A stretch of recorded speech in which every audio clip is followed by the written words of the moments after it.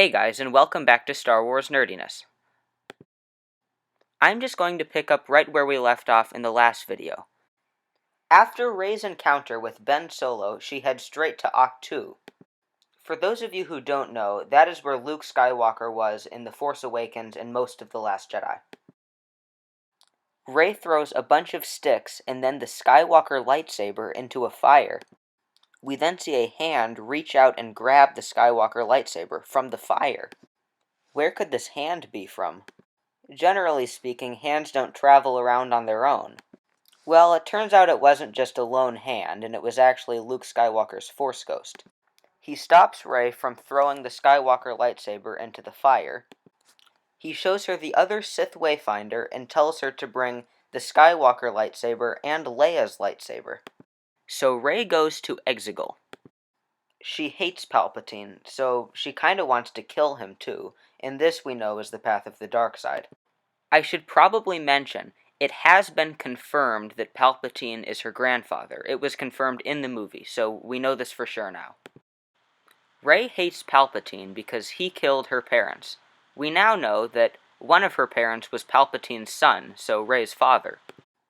When Rey finds him, he does not address her as his enemy or as a Jedi in training, but as his granddaughter. This is not the first time that we've seen Palpatine behave this way. In the original Return of the Jedi novelization, Palpatine is described as grandfatherly toward Luke Skywalker. Anyway, Palpatine has Rey begin a ritual. This ritual is killing him. By doing this, though, Rey is also pledging herself as a Sith. Palpatine had what looked like millions of his followers in the audience. Palpatine explains that fulfilling the ritual is the only way for her to survive. Because Palpatine is the only family she has there.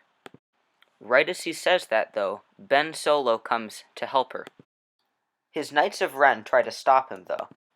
This was my favorite battle scene in the whole movie, just because of the irony of it. Anakin's grandson is now using what was originally his lightsaber. Now he is indirectly bringing balance to the Force as prophesized, even though he got married and gave in to his hatred for sand. The fight between the Knights of Ren and Ben Solo was very quick, but I think that it fulfilled its purpose. He won just before he realized that both he and Rey had made a huge mistake. Palpatine could somehow use their power to make himself as strong as ever. He injured Kylo Ren and then began helping his fleet with his Force lightning.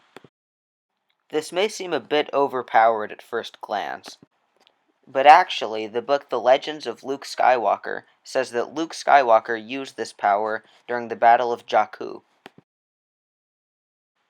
While all this is happening, people from all over the galaxy are coming to help the Resistance.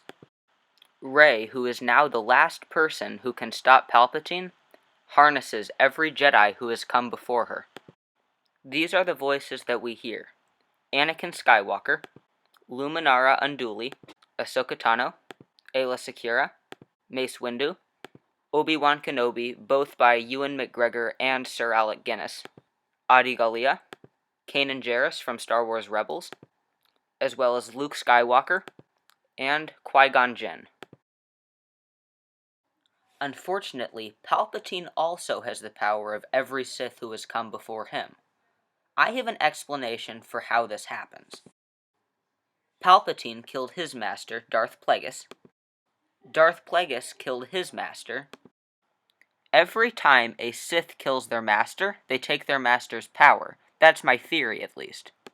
You could say that when Rey fought Palpatine, that was every Jedi ever fighting every Sith ever. Luckily, the Jedi won in the end. Rey was badly injured, though, nearly to the point of death. Ben Solo, who was also very badly injured, came and saved her. Ben and Rey then kissed. Reylo confirmed. Oh yeah, then Ben just dropped dead right there. The rebels have a massive celebration, celebrating the defeat of the Final Order. Meanwhile, Rey goes to Tatooine, specifically the Lars homestead from Star Wars A New Hope.